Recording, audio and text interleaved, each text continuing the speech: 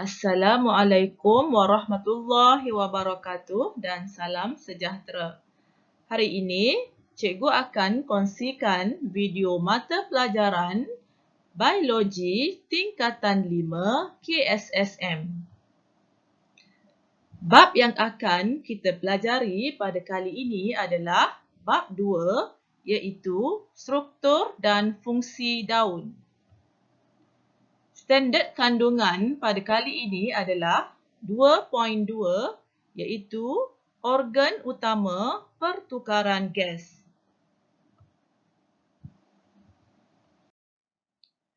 Standard pembelajaran pada kali ini pula adalah di akhir pembelajaran, pelajar dapat yang pertama mewajarkan keperluan pertukaran gas dalam tumbuhan.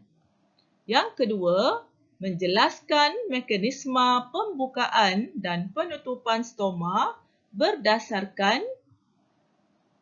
pengambilan ion kalium dan perubahan kepekatan sukrosa.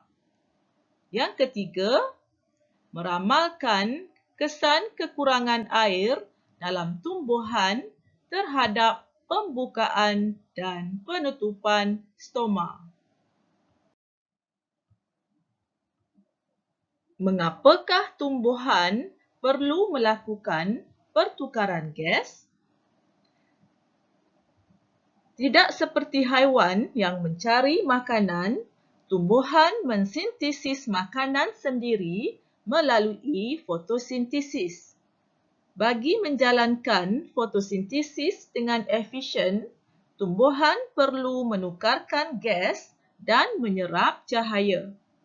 Pertukaran gas oksigen dan gas karbon dioksida antara tumbuhan dan persekitaran berlaku melalui liang stoma.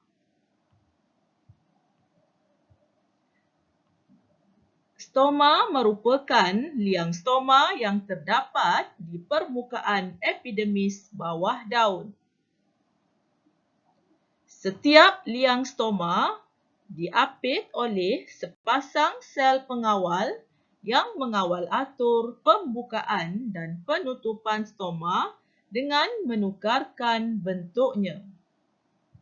Sel pengawal juga mengandungi kloroplas untuk menjalankan fotosintesis.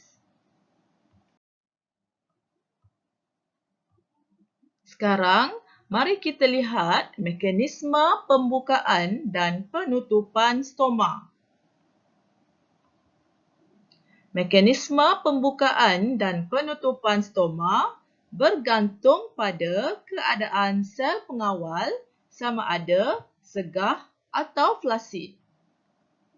Keadaan sel pengawal ini dipengaruhi oleh pengambilan ion kalium oleh sel pengawal atau kepekatan sukrosa di dalam sel pengawal.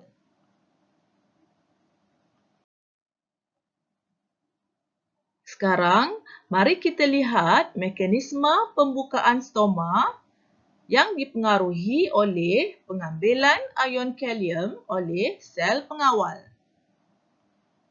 Mula-mula, ion kalium bergerak ke dalam sel pengawal, menyebabkan keupayaan larutan di dalam sel pengawal meningkat. Dalam masa yang sama, keupayaan air di dalam sel pengawal menurun. Molekul air dari sel-sel epidermis meresap masuk ke dalam sel pengawal secara osmosis. Sel pengawal menjadi segah dan melengkung keluar. Stoma akan terbuka. Sekarang, mari kita lihat pula mekanisme pembukaan stoma yang dipengaruhi oleh kepekatan sukrosa di dalam subsel pengawal. Mula-mula, dengan kehadiran cahaya, fotosintesis berlaku. Kepekatan sukrosa di dalam sel pengawal menjadi tinggi. Keupayaan air di dalam sel pengawal menurun. menyebabkan molekul air dari sel-sel epidermis meresap masuk ke dalam sel pengawal secara osmosis. Sel pengawal menjadi segah dan melengkung keluar, menyebabkan stoma akan terbuka.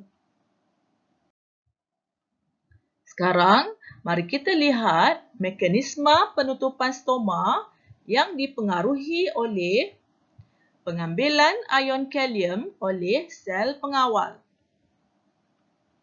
Mula-mula, ion kalium bergerak keluar dari sel pengawal, menyebabkan keupayaan larutan di dalam sel pengawal menurun. Pada masa yang sama, keupayaan air di dalam sel pengawal meningkat, menyebabkan molekul air meresap keluar dari sel pengawal ke sel-sel epidermis secara osmosis. Sel pengawal menjadi flasid dan melengkung keluar, menyebabkan stoma akan terbuka. Okey, sekarang mari kita lihat mekanisme penutupan stoma yang dipengaruhi oleh kepekatan sukrosa di dalam subsel pengawal. Yang pertama, tanpa kehadiran cahaya, fotosintesis tidak berlaku. Ini menyebabkan kepekatan sukrosa di dalam sel pengawal menjadi rendah. Oleh itu, keupayaan air di dalam sel pengawal meningkat, menyebabkan molekul air dari sel-sel epidermis meresap keluar dari sel pengawal ke sel-sel epidermis secara osmosis.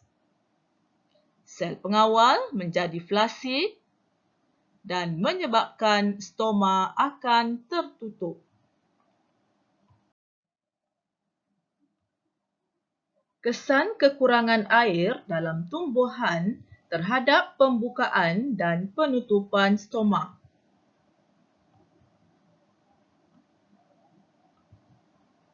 Apabila tumbuhan mendapat air yang mencukupi, sel pengawal menjadi segah. Sel pengawal mempunyai dinding dalam yang tebal dan kurang elastik berbanding dinding luar sel. Sifat dinding luar yang nipis dan lebih elastik menyebabkan sel pengawal melengkung keluar dan stoma terbuka.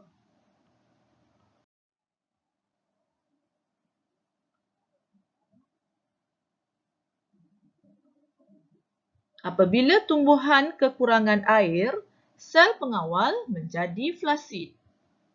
Sifat dinding sel luar yang nipis dan lebih elastik menyebabkan sel pengawal hilang kesegahan dan stoma tertutup. Baiklah, sekian saja untuk kali ini. Jangan lupa subscribe, like, share serta komen channel Cikgu Anizan. Bye!